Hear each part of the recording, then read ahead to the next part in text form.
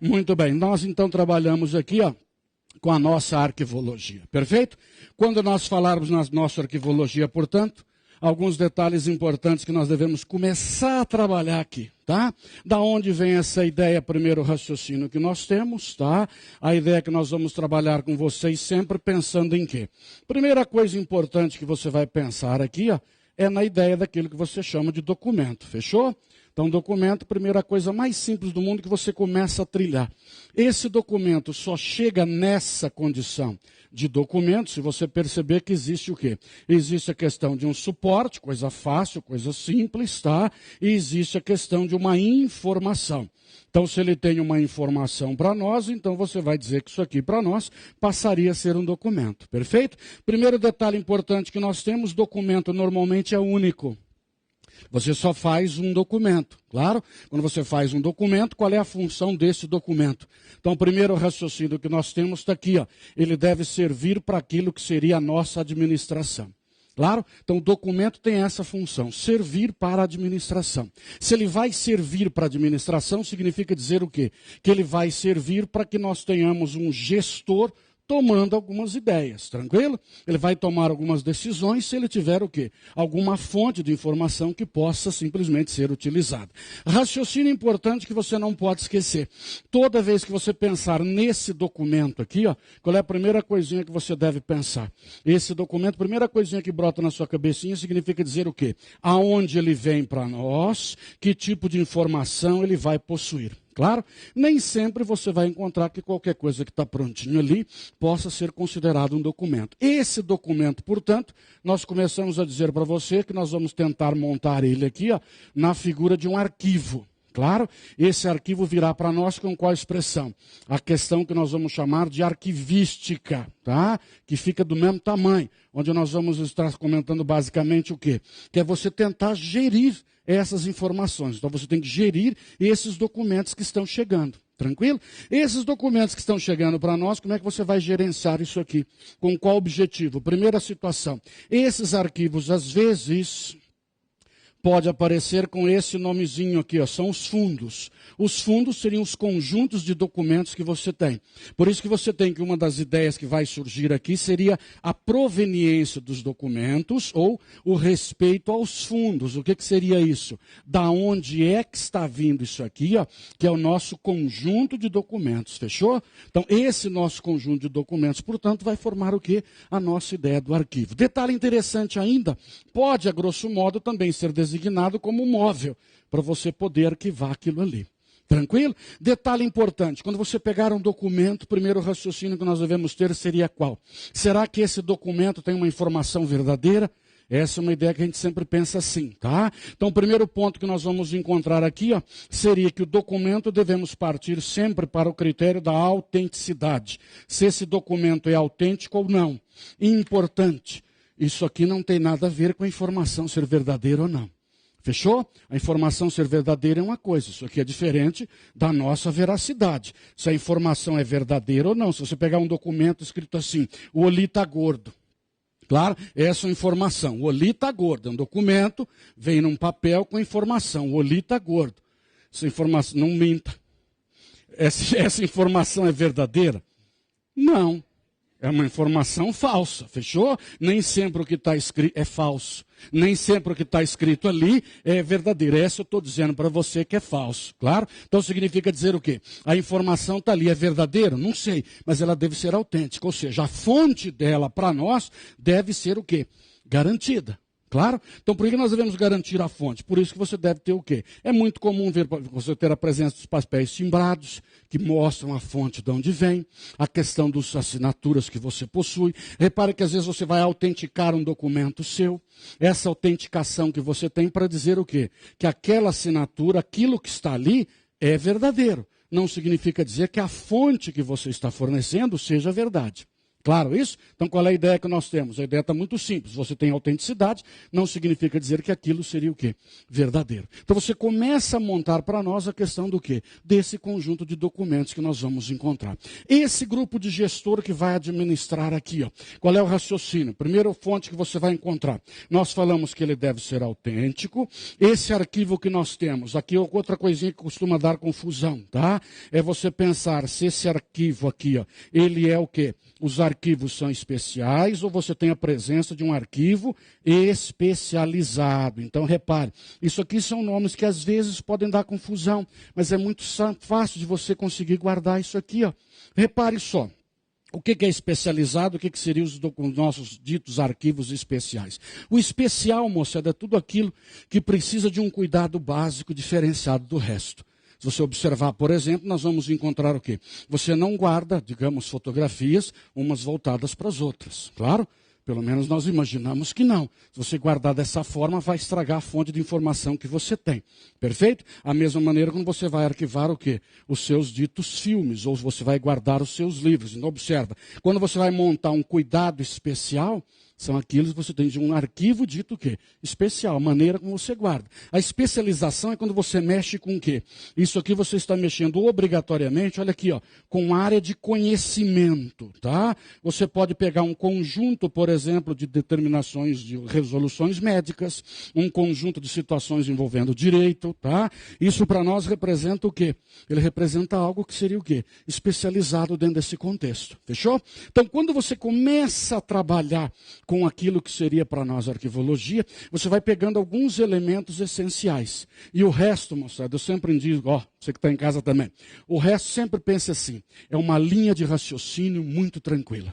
É o que normalmente a gente costuma errar, por quê? Porque a gente às vezes vai ficar aprendendo só na questão que envolve definições, claro? Então, quando você fala na nossa arquivologia, você vai encontrar basicamente o quê? Todas as informações vêm pela sua lei 8.159 de 91. E depois a 12.527/2011. Então, elas vão fornecendo o quê? O norte de como é que nós vamos trabalhar com a questão do documento. Então, quando você vai montando esse documento, olha só, gracinha, a gente vai mesmo pensando basicamente em quê? Primeiro passo, o que é esse documento? Para que ele serve? Então, o primeiro raciocínio que nós temos é essa nossa administração, esse nosso gestor. Ele tem que ser eficaz, ele tem que ser eficiente, perfeito? Essa que seria a ideia. Portanto, a nossa gestão dos arquivos, ela deve ser eficiente. Por que ela deve ser eficiente? Para que esta informação, para esse indivíduo, seja o quê? A mais rápida possível. Então significa dizer o quê? Que nós temos que ter toda a tramitação desse documento, ou seja, todas as etapas que esse documento vai passando, eu tenho que saber exatamente onde ela está. Por que eu tenho que saber exatamente onde ela está? Vai que de repente eu preciso daquela informação. Então nós temos que ter o quê? A questão da eficiência. Então o nosso arquivo deve ser eficiente, perfeito? Para que eu possa dar eficácia também no processo administrativo. Aí você vai começar a analisar qual ideia. Quando você vai montando, portanto, essa situação, nós chegamos aqui então a qual é o seguinte propósito. Olha só, a teoria das idades, tá? Essa teoria das idades que você tem aqui, ó, é a coisa mais fácil do mundo da gente entender. O nome, a princípio, fica muito feio, né? Que é um processo mnemônico. Olha só, quando você fala em processo mnemônico, o raciocínio inicial seria o quê? Nossa, que nome horroroso. Mas o nome mnemônico vem porque ele tenta definir para você a questão básica do quê? Daquilo que seria a idade do documento que você possui. Tá? Em função disso, vai funcionar da seguinte maneira. Olha só que bonitinho. Você começa aqui, ó, uma primeira idade. Agora, presta atenção, que isso aqui é bem simples e lógico da gente entender. Aí você fala na presença de uma segunda idade, olha só que bonitinho, tá?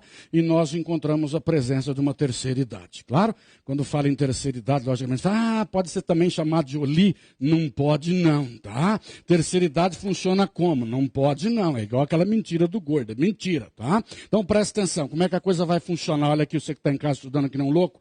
Primeira idade, isso aqui é um documento corrente. Ó, isso aqui é corrente. Então agora presta atenção. Ele é um documento corrente. O que às vezes as bancas colocam para você? Ele é comprado?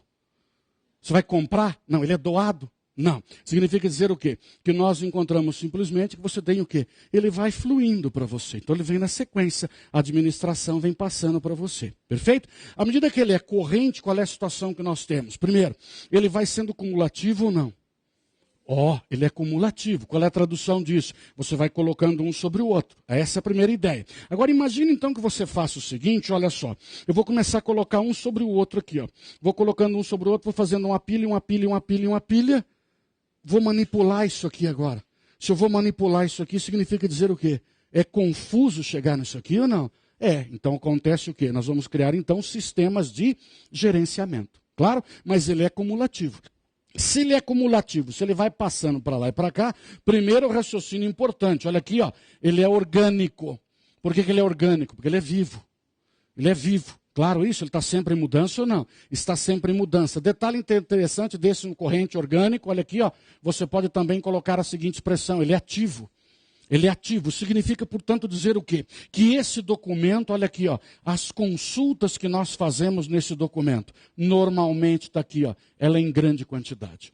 As nossas consultas são sempre em grande quantidade, perfeito? Se nós consultamos com grande frequência, primeiro raciocínio simples e lógico, esse arquivo tem que estar onde? Pertinho. Fechou? Ele tem que estar pertinho, então isso aqui está próximo. Isso aqui está próximo, por qual motivo? Que toda hora nós consultamos. Toda hora nós consultamos significa dizer o quê? Que ele terá para nós, nesse momento, que você vai chamar de valor primário. Tranquilo isso aqui? Então ele tem um valor primário para você. A consulta é o quê? A consulta é frequente. Então repare, nós estamos elaborando um documento. O documento vai ser utilizado para o processo administrativo. Ele vai ter que ter um fim ou não? Vai. Para que ele foi feito? Qual seria a ideia? Então, esse é a primeira linha de raciocínio que você possui. Dentro desse panorama está aqui, ó. Quando simplesmente ele mantém o seu valor primário, ou seja, o valor primário ainda existe, tá? Mas ele pode passar aqui, ó, para aquilo que seria o intermediário. Então, atenção, tamanho de uma onça nisso aqui, ó. Quando você fala que ele é intermediário, qual é a situação? Ele está no meio caminho. Ele é de uso corrente, não mais, tá? Mas o grande detalhe que você tem é que ele continua sendo consultado. Perfeito isso? Ele continua sendo consultado. Portanto, qual é a pergunta que nós temos então para você? O valor dele continua sendo o quê? Um valor primário. Perfeito? Esse nosso intermediário, olha só, às vezes não é muito comum, tá? A expressão limbo. Limbo seria quase limpo, quase sujo, tá? Às vezes até alguns gostam da expressão purgatório, nem céu nem inferno, ele está ali na meia boca, tá? Significa dizer o que nesse intermediário? Nós encontramos que as consultas ainda existem. Então agora presta atenção, as consultas existem, porém num número o quê? Menor. Detalhe interessante, se eu ainda estou consultando, significa dizer que eu ainda tenho valor o quê? Primário. Ele ainda tem função. Perfeito? Como ele ainda tem função, o que vai acontecer? Coisa mais simples do mundo. O primeiro detalhe que nós temos significa dizer o quê? A proximidade agora muda. Esse arquivo que era mais próximo, agora ele pode estar o quê? Ele pode estar mais distante. Cuidado que as bancas sempre colocam mais distante por motivos o quê? Econômicos. Perfeito? Por que motivos econômicos? Para poder ficar mais barato. Porque normalmente você tem o quê? Uma instituição que está localizada numa área muito central, você vai encontrar que o custo operacional para aquilo é muito alto. Se o custo operacional para aquilo ali é muito alto, o que vai acontecer? Automaticamente você vai manter aquilo ali com um valor extremamente elevado. Então o que eu faço? Pego uma área mais distante, pode ser uma área de periferia, de fácil acesso, também não adianta fazer lá no meio do nada. Eu faço numa área um pouquinho mais afastada, porque volta e meia eu consulto em quantidade menor. Perfeito? Então esse é o meu documento que nós estamos então partindo para as nossas idadezinhas aqui. Claro? Então nosso documento foi feito. Nosso documento é autêntico, nós sabemos como é que funciona, esse documento chegou para nós e agora nós vamos fazer o quê? Ele tem um valor primário e está sendo utilizado. Se ele perdeu o valor primário, qual é o destino dele? São dois destinos que nós temos. Ou nós eliminamos, quando ele não possui outro valor além desse valor primário. Não tem valor fiscal, não tem valor mais nenhum para gestão, nem tem valor histórico. Não serve sequer para contar a história dessa organização. Então, automaticamente, nós temos o quê? Em função disso, nós podemos levá-lo também para um de terceira idade, que nós colocamos como sendo o quê? A proposta do nosso arquivo permanente. Olha só, quando você montar esse arquivo permanente, qual seria a ideia? Muitas vezes nós temos a expressão que ele está sobre custódia, tá? Quando você está sobre custódia, ele está no processo permanente. Primeiro raciocínio. Se ele está no processo permanente, qual é o valor dele agora? O valor dele agora é um valor que nós colocamos como sendo o quê? Secundário. Esse valor secundário pode ser um valor que nós determinamos como sendo um valor o quê? Histórico. Fechou? Tranquilo? Agora presta atenção. Ele tem um valor secundário, ele não é mais fonte de consulta. Perfeito? Não é mais fonte de consulta. Para a atividade do gestor, ele já está fora. Eu posso utilizar como valor histórico para a instituição. Tranquilo? Então é dessa maneira que nós vamos colocando o quê? O processo de como vai funcionar para nós aquilo que você determina como sendo esses arquivos. Então agora observe só. Boa parte das suas questões. Eles adoram cobrar essa ideia aqui, adoram cobrar o destino que ele toma. O que é o destino que ele toma? Se eu elimino ou se eu preservo. Essa preservação que você tem é o nosso arquivo permanente. Por isso que nós colocamos aqui, ó, que é um processo mnemônico. Ele é fácil de ser o quê? Lembrado. O arquivo corrente, o arquivo intermediário e o nosso arquivo o quê? Permanente. Claro? Tudo isso vai aparecer para você numa gestão de documentos. Então, quando você vai gerindo os nossos documentos, significa dizer o quê? Até estabelecendo, por exemplo, a tabela de temporalidade que ele possa ter. E a gente, quando fala em documento, a gente nunca imagina que existem alguns detalhezinhos bem simples. Por exemplo, a própria Unesco determina, por exemplo, que existem o quê? Destinos a serem dados aos documentos. Claro? Por que a Unesco vai se meter nessa gestão? Por uma questão muito simples. Esse nosso processo significa dizer o quê? A Unesco vai estabelecer para nós, basicamente, 4 grandes níveis para esses documentos. Claro? Quando você diz que a Unesco vai interferir, então presta atenção. Ela vai começar a mexer com o quê? Com aquilo que seria a gestão. Então, agora presta atençãozinha aqui, ó. Para você gerir a gestão dos documentos, tá? Nós encontramos basicamente o quê? Você pega a própria Unesco, também dá palpite na jogada. Por que dá palpite nessa jogada? Para que você possa simplesmente conseguir estabelecer o gerenciamento do processo. Tá? Qual será a proposta da Unesco? A Unesco diz o seguinte, você terá, por exemplo, um nível mínimo. Claro? O nível mínimo. Esse nível mínimo significa dizer o quê? Que você pode dar 2 destinos. Ou você estabelece as regras da preservação, ou você elimina. Claro? Aí ele coloca um nível mínimo ampliado. O ampliado significa dizer o quê? Que ele é uma consequência, ele é uma extensão desse nosso nível o quê? Mínimo. Então ele está o quê?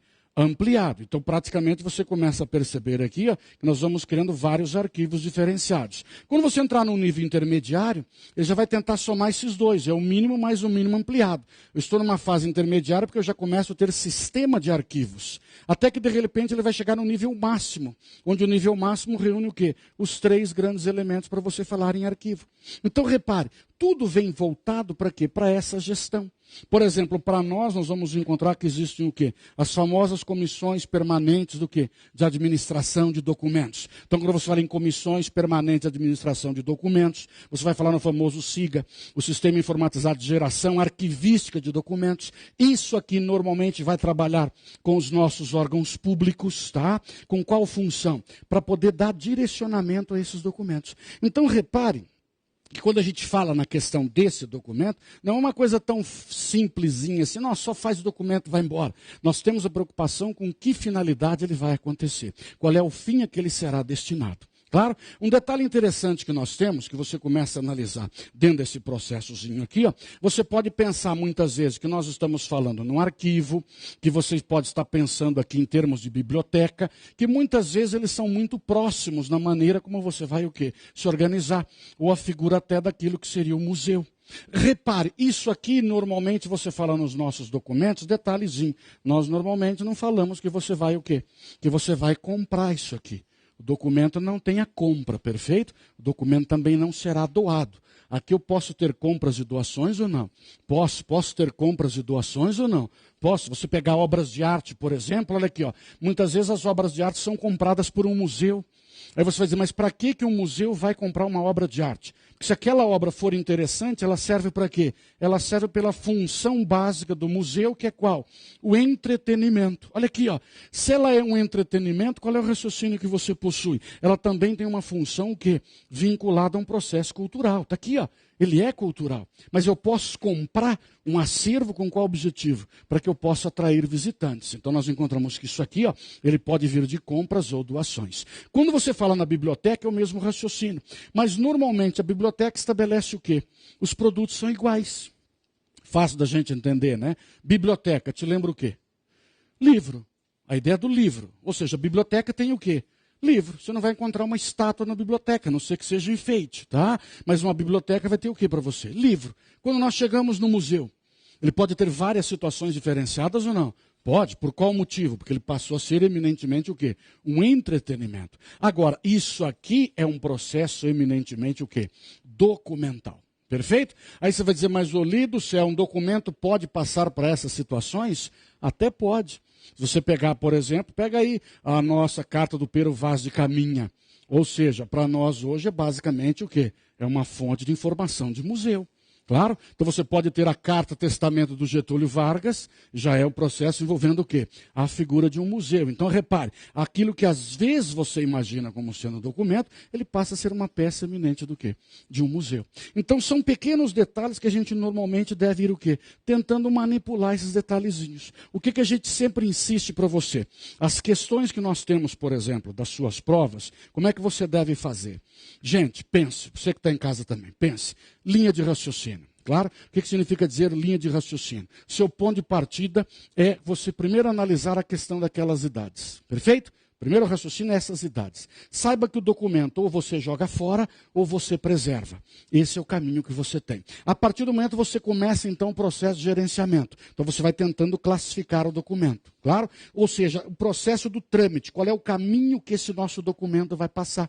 Então esse caminho pelo qual ele vai passando é extremamente interessante. Você vai encontrar um detalhe interessante. Agora eu quero sim que você pegue o seu papelzinho ali, ó. Pegue lá as suas informações ali.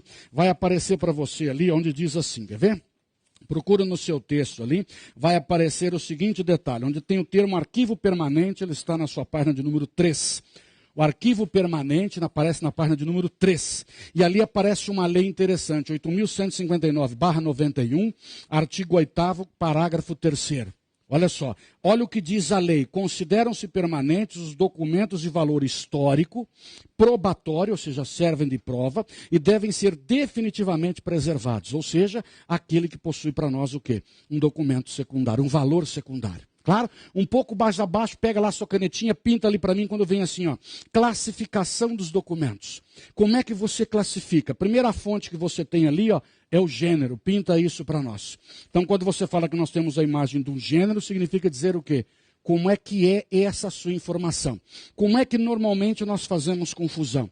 A confusão vem quando você pega, por exemplo, a questão do filme, se tem som ou não tem som.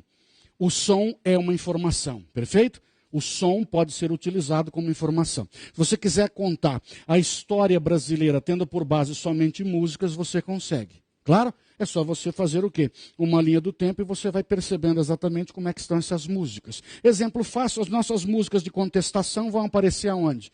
Durante a nossa ditadura militar. Então, durante a ditadura militar, você tem as músicas que contestam o sistema.